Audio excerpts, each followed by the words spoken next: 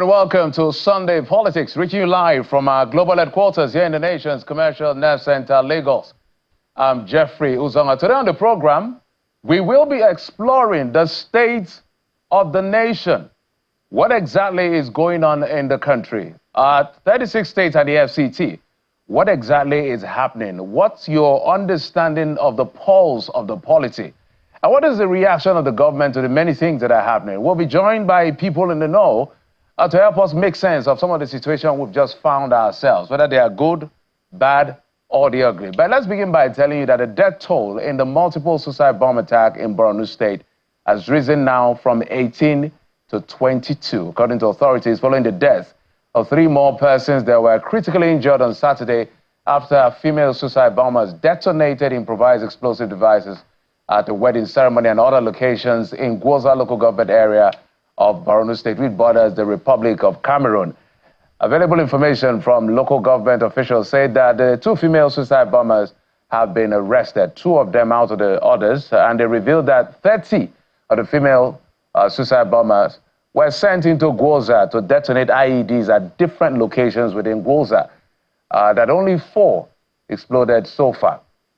One of the female bomber that came from Pork Access was responding to a military interrogation at the checkpoint when she panicked and detonated the IED, killing herself and a soldier and a civilian JTF member. It stated that the woman got into Gwoza from different locations, or the women rather, some from Porka, others from Madara Mountains.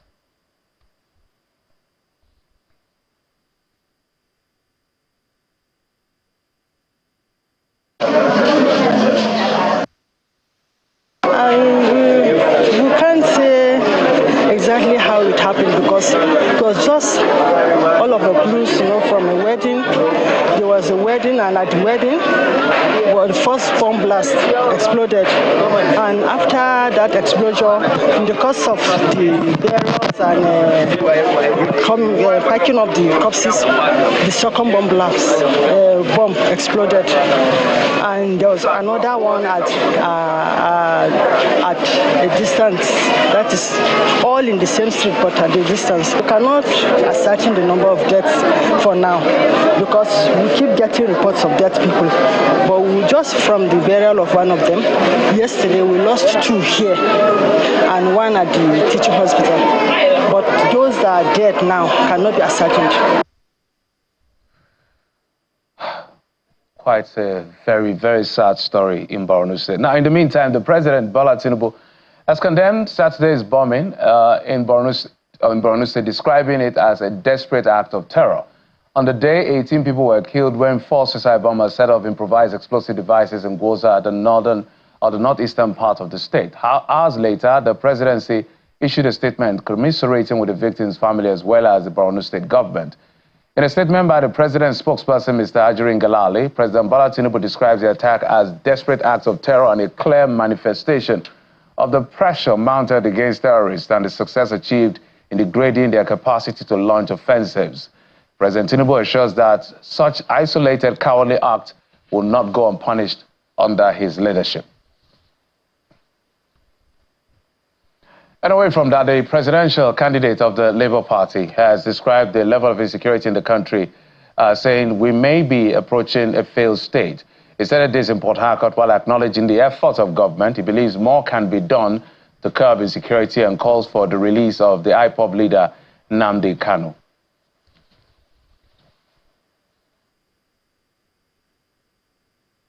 Nigeria, we have a situation where our teaching hospitals are collapsing. Our national hospital is collapsing. If you see the president in America become sick, he goes to an ordinary hospital. If you see the prime minister in Britain become sick, he goes to an ordinary hospital because they are people of conscience. But here, our national hospital is collapsing, the equipment is going down. The budget this year for it is less than 2 billion. But the budget to keep a particular building where the occupants don't go to hospital here It's costing us 20-something billion naira. Because we don't have conscience and people of competence, we don't have a national library. Every country of the world have a national library. Nigeria as a country does not have a national library. Our budget this year for our national library is 980 million naira.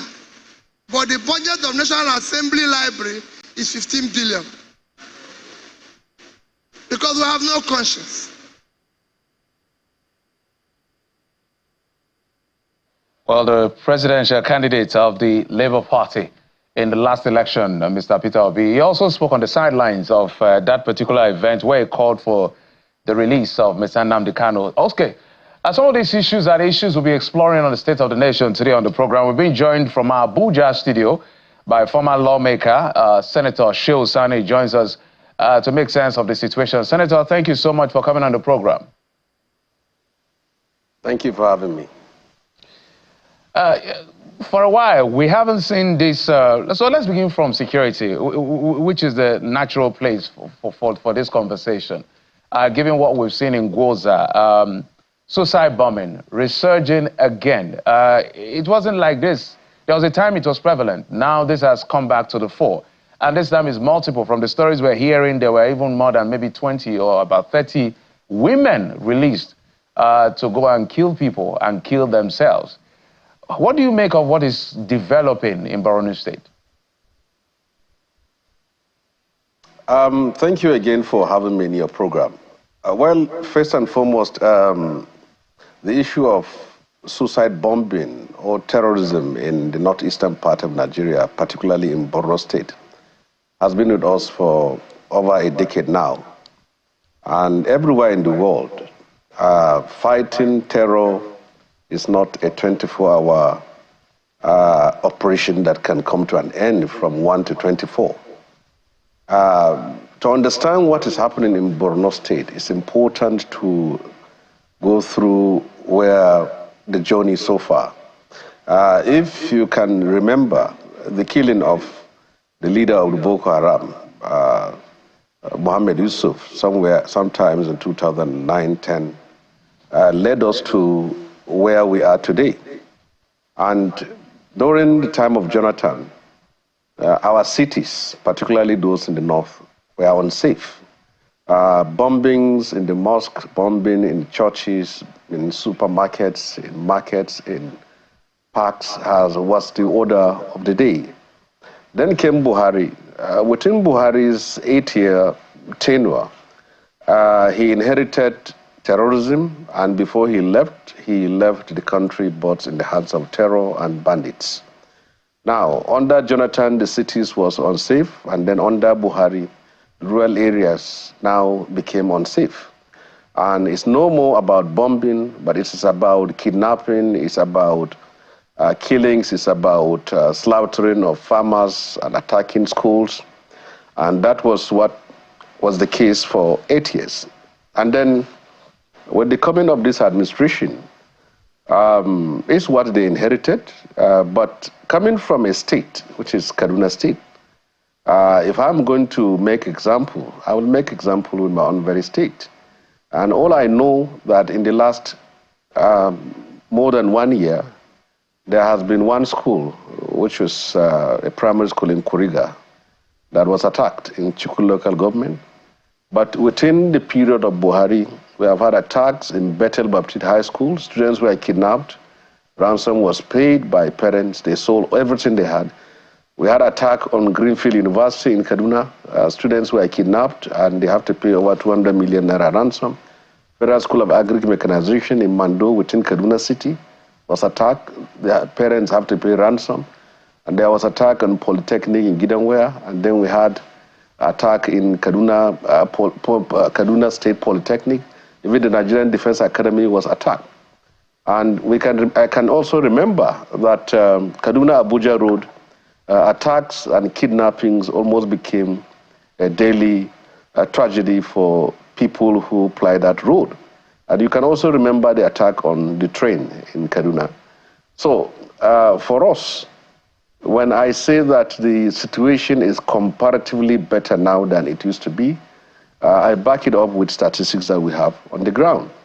The bombing in Borno is a continuation of the terror activities of the Boko Haram group. And I believe that if you look at the local governments that have been under occupation or domination by terror groups, you will see that Goza at least has remained, while other local governments are liberated. I have seen the governor of Borno State most times visiting some of these local governments, and I have seen also the fact that some of these terror kingpins, in most cases, were eliminated, but you can't end terrorism within 24 hours. Some of these attacks by terror groups are something we have to live with until the time which we are going to succeed. But terror attacks by female bombers and other attacks on schools and crowded locations on soft targets are something we have been seeing for some time now. But it has gone down, but it has now happened. So it is a message to us that vigilance and continuous effort by our security forces is very important, and we shouldn't be complacent to think that when there is silence, it means everything is gone. Sometimes you can't differentiate between a sleeping snake and a snake that is dead. So in a situation like this, these are things we should expect, but there should be continuous vigilance to make sure that this never occurs again. All right, before I go to a follow-up on that particular question, I'm kind of worried about, how worried are you about the future of the North when it holds some of the data that nobody wants to hold in terms of insecurity, out-of-school children, weaponization of poverty?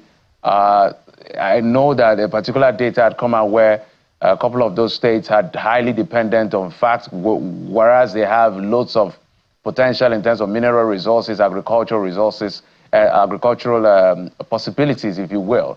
And when you look at some of these numbers we're looking at, everything seems, or most seem to be pointing in that direction. Are you worried about the future of the North in the collective of the state of the nation? You see, I come from northern Nigeria, particularly Kaduna State.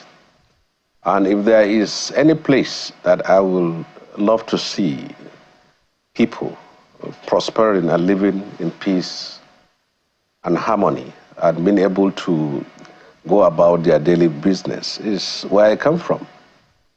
But the situation in northern part of Nigeria today is a product of our failure of governance and leadership that has happened in this country for over 3 to 4 decades.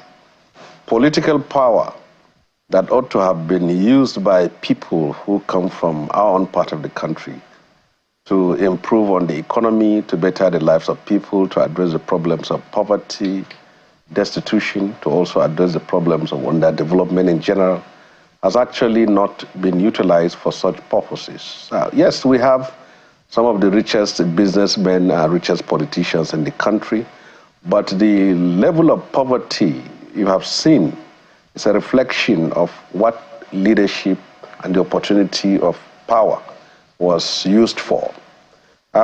In all indices, the North lags behind.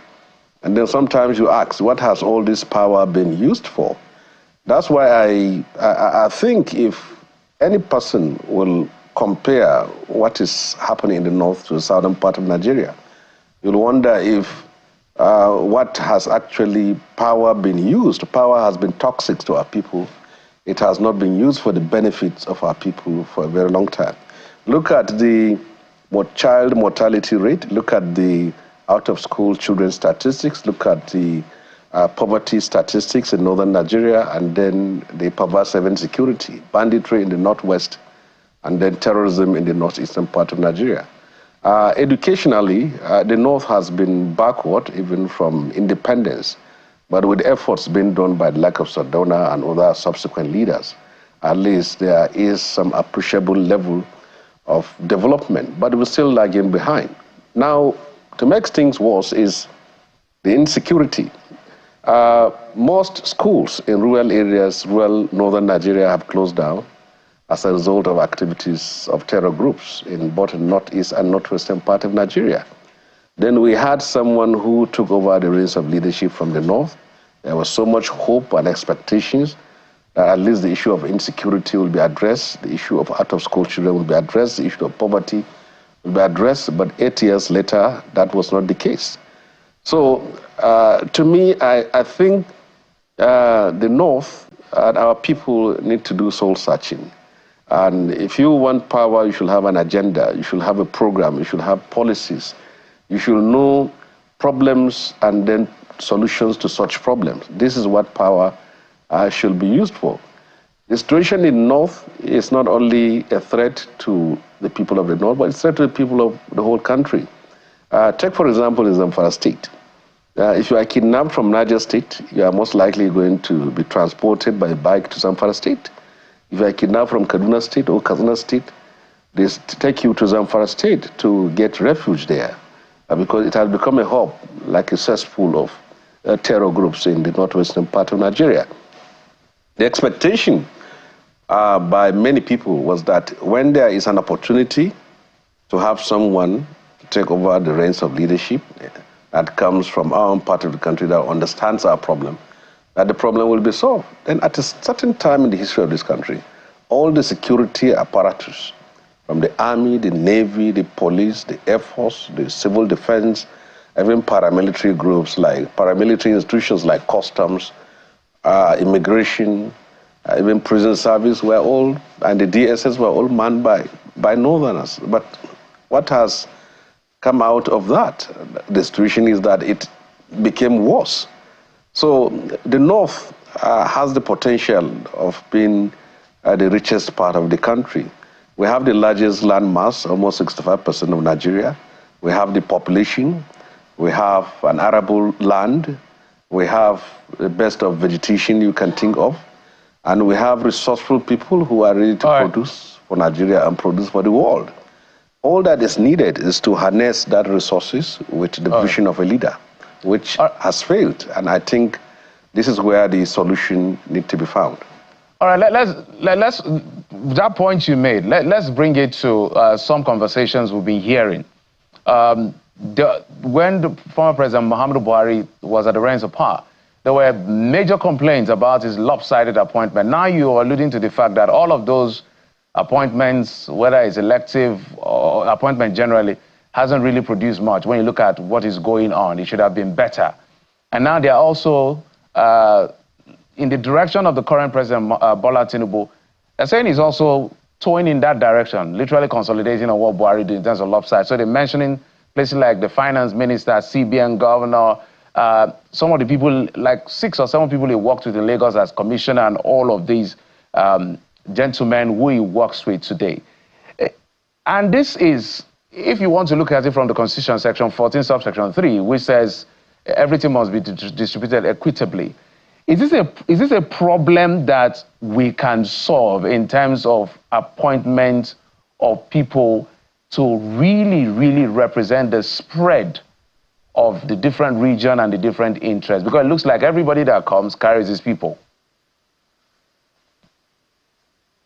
Yeah, I think I will advise President Tinubu to be careful not to make the mistake of President Buhari.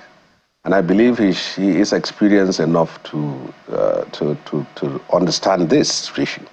Under President Buhari, you have ministers that were appointed into office for a whole of 8 years. They were with him for the first tenure and then second tenure. There is no cabinet reshuffle, there is no removal, there is nothing. Even if there is removal, it sometimes takes a month, 2, 3, 4 months to replace a minister. That was the way the country was governed.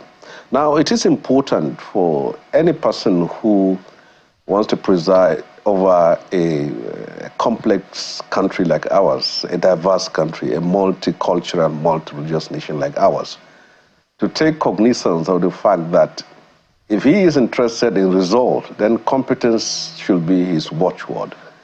They should appoint people who are competent, who can deliver, and who have the knowledge of where they are going to be assigned to.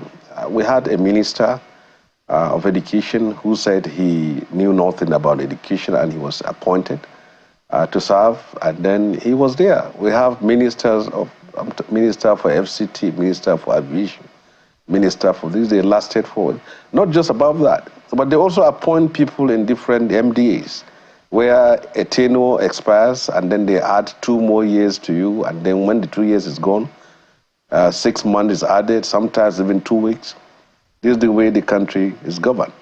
So to me, I think if a leader wants to succeed, the first thing he should do is that he must make sure that the people who are around him should have something to deliver in line with his vision, in line with his own focus and interest in terms of moving the country forward and delivering the services they were meant to do.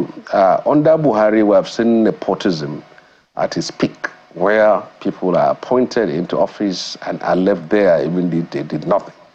So in the case of President Bola Tinubu, he's just 1 year in office, but I think he is there as a witness as to see how people that were appointed into office simply for the fact that they're loyalists and they delivered nothing, and the government ended up in jeopardy.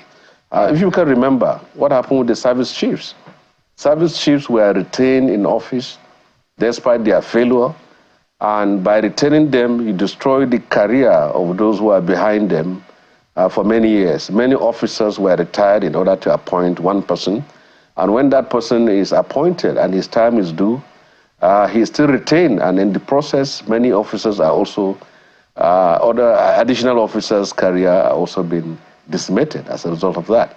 So to me, I would say that if this country has to move forward, then we must treat the issue of competency as the qualification for appointment. Naturally, if you're a politician, the first people you will think of when you won an election is those who worked for you. Senator Sani, if I may button. Those who worked for you. Yes. Yeah, if I may button, my apologies, because of time, so I can get as many questions in for you as much as possible. The reason I asked that question is to ask a follow-up direct question. We've seen visit. You've even tweeted at some point on that day that if the Daura visit is a Salah homage, that's okay. If it's a political mission, it's like trekking in the Sahara. Those were your words on your X handle. Is the North happy with President Bola Tinubu? Okay. My tweet is to bring the attention of the northern political elites with regards to the situation we are on the ground today. This is a country of diversity, and people take seriously the choice of whoever is going to lead us. And it is wrong in a country like this for one part of the country to dominate political power forever simply because of its population or because of its size. Before you talk of your ambition, you should first of all talk of a nation. You talk of the unity of the country. There must be a country before you talk of your ambition.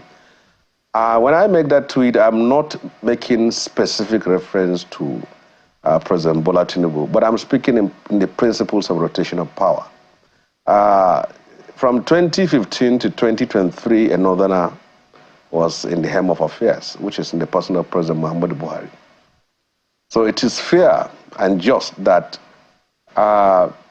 political parties in Nigeria should field only southern candidates for them to complete the whole 8-year tenure. There is nothing wrong with the PDP fielding Peter Obi or fielding Wabara or Ogwanyi, the former governor of Enugu State. And there is nothing wrong with APC fielding Bola Tinubu. But what I want the political North, the political elites in the North to know is that for the 8 years which Buhari has served as the president of this country, there has not been any significant political force from the South that challenged his leadership, and that it will be in the interest, if you are of the PDP, it will be in the interest of you to look at this equation and say that now is a time to rotate power. whatever your political affiliation, people have the constitutional right, because the Constitution has not barred any person from contesting election. But if you want this country united, if you want this country in peace, if you want this country to continue to exist as an indivisible and indissoluble nation, I think it's important you take the issue of the principle of rotation of power very seriously. And that if we have a power being rotating from north to south, a lot of issues that have been brought up here will be addressed. For example now, before the coming of Jonathan, there were a lot of agitations, violence, attack on pipelines, and so many crises in the south part of Nigeria. All right. But they have now seen one of theirs as the president, and now they feel that they are also part of this enterprise. They are shareholders in the Nigerian enterprise, and that they have equal stake like any other person.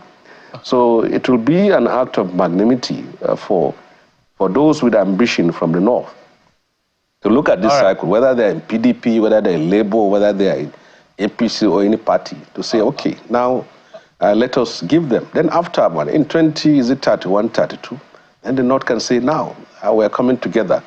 We failed to address our problem with the power we had for 8 years. All right, Senator. Now it's an opportunity. And these problems are real. For 8 years, we couldn't address the problem of Mambila Plateau, the Mambila hydroelectric power. We couldn't address the problem of dredging Niger and the Barrow port. We couldn't do anything about Ajakuta. Kaduna, Abuja road to Kano is still left uncompleted. And many things were left undone. We were worse of insecurity. All right, Senator. Poverty was its highest level. All right, Senator. Yes. Yes, so back again to the question. It's just a straight question. I see the build-up you did. Is the North happy with President Bola Tinubu, given the fact that people are speculating with the meetings they are seeing, people are feeling like ROI is closing ranks against him? Are they happy with the president? Well, I think that question can be answered by the Arewa Consultative Forum or the Northern Elders or any person who has the command to speak on behalf of the North, which of course there is none. But for all I know is that generally in the country, people are feeling the pains of the economic reforms. There is poverty, there is hunger, there is hardship, but we have been assured that is the inconvenience of a construction site, and you cannot in any way qualify or determine or say this is the beauty of a building when it is still going under construction. So 1 year is still a time, there's still time. And I believe that not just the North, but in most part of the country, people are not happy because of the economic situation at is in the country. But it's a natural thing with reform. Reforms in Indonesia, in Singapore, in Brazil, in Argentina has happened, and people will be unhappy. But once the result comes with beautiful fruit, sweet fruits, people will change their opinion. So when you are building a house, there will be inconvenience. I believe this is what we are facing. So people in the North are not happy because subsidy has been removed and there's so much poverty.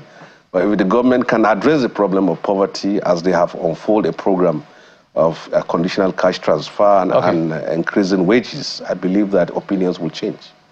Okay, distinguished, I have to ask you because you're a voice. You've been a senator and all of that, so it's important we get your view to get a pulse of the area, not just in the realm of speculation. But I can't let you go without asking you what played out at the event a few days ago when Nyesom Wike came. I was very straight with you and Michael Zekome, the senior advocate of Nigeria. In fact, by paraphrasing what he said, your presence in the Senate, how much significance did it make in making Nigeria better? I don't know whether I had a chance to respond to him because you had talked about the fact that Abdulsalami Abubakar had called the rights activists who fought to restore democracy to say, come take power like the ANC did in South Africa, who are still at the reins of power. You refused and you look back and said that was a big mistake. Do you have a reply to FCT Minister Nyesom Wike? Wike is my good friend. I would have preferred to reply him in an event rather than on TV. And I think I have attended 2 events where he strategically placed himself to speak last and make sure that nobody replies him. And I believe that when an opportunity comes next, I'm going to take him on. But nobody can demean the struggle which we did to free Nigeria from military dictatorship. Michael Zokome was a patriot. If not for the struggle we did to disestablish a military dictatorship and restore democracy of Nigeria, people like Wike couldn't have become a local government chairman, a governor, or a minister today. He's a beneficiary of our struggle, the sweat and all that we have invested in it. And at a certain time, I was in Port Harcourt prison, and which serving prison term as a political prisoner. And where was he at that very time? But I think what he said, though people have overblew it, what he said is that there is no, they are against in democracy. It's not only about condemnation and criticisms. And in my own case, he say, what is it? It's about what have we done in the Senate. He wasn't specific. He was talking in general terms. So I can't take that personally. But I will say that he is a beneficiary of the struggle which Nigerians have committed and dedicated their life to. And I hope he will understand. But I believe that next time we go to an event, since I know his formula of speaking last and then closing the chapter and everyone should go, it will never happen. He will certainly get a reply. You know me very well that I don't hold prisoners. And it's even later I learned that we are age mate.